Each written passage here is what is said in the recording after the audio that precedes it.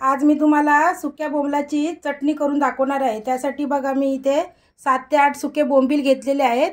चांगले डोकं आणि त्याची शेपटी काढून जसे आपण ओले बोंबील कसे नीट साफ करतो तसंच मी हे पण तसे साफ करून ठेवलेले आहेत। आणि त्याचे बघा छोटे छोटे एवढे जेवढे तुम्हाला पाहिजे तेवढे तुम्ही तुकडे करू शकता। हे बघा बघू शकता तुम्ही। आणि त्यासाठी तुम्हाला साहित्य लागत आहे बघा बोंबीलसाठी। ही बघा मी इथे आलं लसूण आणि कोथिंबीरची चटणी केली आहे। इथं 2 स्पून घेतलेले आहेत। कांदा घेतलेला, कांदा मी जरा जास्त घेतलाय, कांदा बारीक कापून घ्यायचा। कांदा जास्त म्हणजे जरी पण 2 मीडियम कांदे घेतलेत। एक मोठा टोमॅटो घेतलाय बारीक कापून। इथे मी कोथिंबीर घेतली आहे गार्निशिंगसाठी। परत ओल्या मिरच्या मी घेतलेल्या आहेत। हे बघा कढीपत्ता घेतलेला आहे। आणि मसाल्यांमध्ये बघा मी साहित्य काय घेतलंय, हा लाल तिखट मसाला घेतला आहे 1 चमचा। जेवढं तुम्हाला तिखट पाहिजे तेवढं तुम्ही घेऊ शकता। परत मी इथे हळद घेतली आहे पाव चमचा। गरम मसाला घेतला आहे मी अर्धा चमचा। तुम्हाला तिखट पाहिजे गरम मसाला तर तुम्ही जास्त पण घेऊ शकता। इथे मीठ घेतलं आहे मी चवीनुसार, लागलं तर मी घालणार त्याच्यामध्ये। आणि इथे मी कोकम घेतलेला आहे 5-6। सर्वात प्रथम मी गॅस चालू करत आहे। गॅसवर मी कढई ठेवलेली आहे। तुम्ही कोणतीही कढई वापरू शकता। मी इथे बिड्याची कढई घेतलेली आहे। कढई तापल्यानंतर आपण याच्यामध्ये बोंबीलना असे फ्राय करून घ्यायचे आहेत।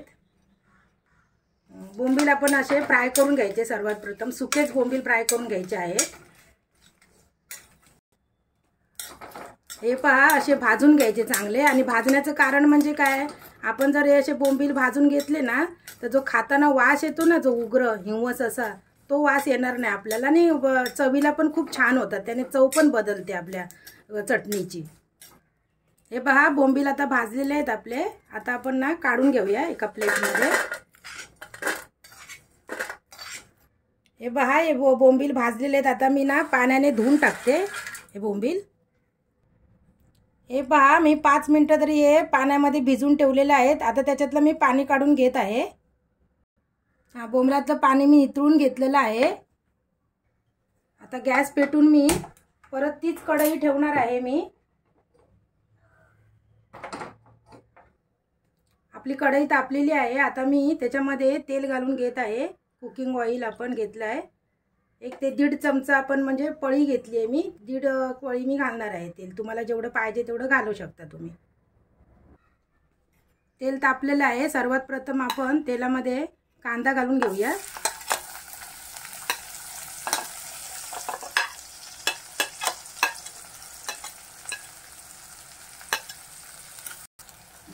कांदा घातल्यानंतर आपण टोमॅटो घालूया। आता मी ओली मिरची आणि हा कढीपत्ता पण घालून घेत आहे।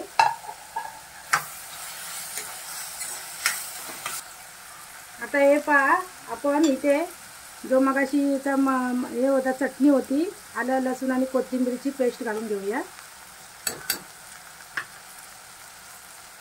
ती पण पेस्ट अशी चांगली फ्राय करून घ्यायची।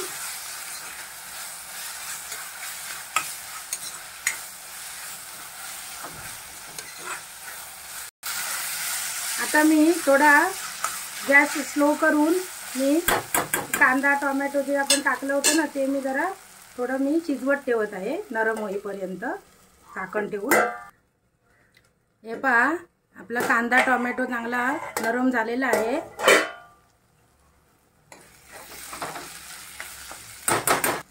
आता त्यामध्ये मी हे सर्व मसाला टाका, लाल मसाला, हळद, गरम मसाला आणि मीठ हे सर्व एकत्रच टाकून देणार आहे।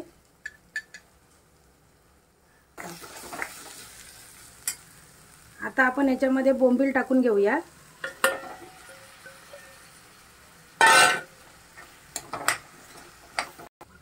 हे पहा बोंबील टाकून आपण चांगलं परतून घेऊया। हे बघा आपण परतून घेऊया। आता आपण काय करूया, यामध्ये आहेत ना एक कोकम टाकून घेऊया। हे बघा 4-5 कोकम आहेत, ती टाकून घेते मी।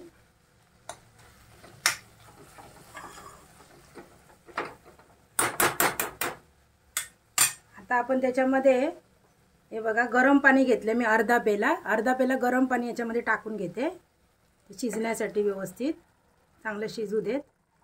आणि परत एकदा आपण नीट असं मिक्स करून, हे बघा मिक्स करून आपण चांगला कड काढायला 5 मिनिटभर ठेवूया आपण.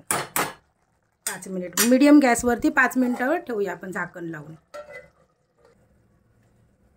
हे पहा, आपण एकदा झाकण उघडून बघूया. हे बघा,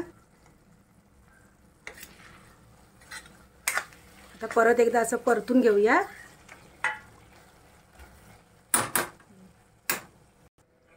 हे पहा, आपण आता याच्यामध्ये थोडीशी कोथिंबीर घालून घेऊया. हे बघा, हे पहा, आपला सुका बोंबील चटणी मसाला झणझणीत असा चटपटीत तयार झालेला आहे. पाहू शकता तुम्ही. आता आपण सर्व करूया सर्विंग प्लेटमध्ये. बघू शकता तुम्ही. हे पहा,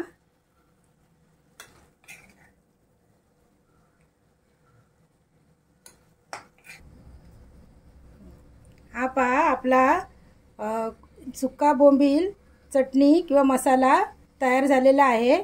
माझा जर व्हिडिओ तुम्हाला आवडला असेल तर तुम्ही जास्तीत जास्त मला लाईक करा आणि अजूनपर्यंत माझ्या चॅनलला तुम्ही सबस्क्राईब केलं नसेल तर सबस्क्राईब करा आणि माझ्या चॅनलला सपोर्ट करा.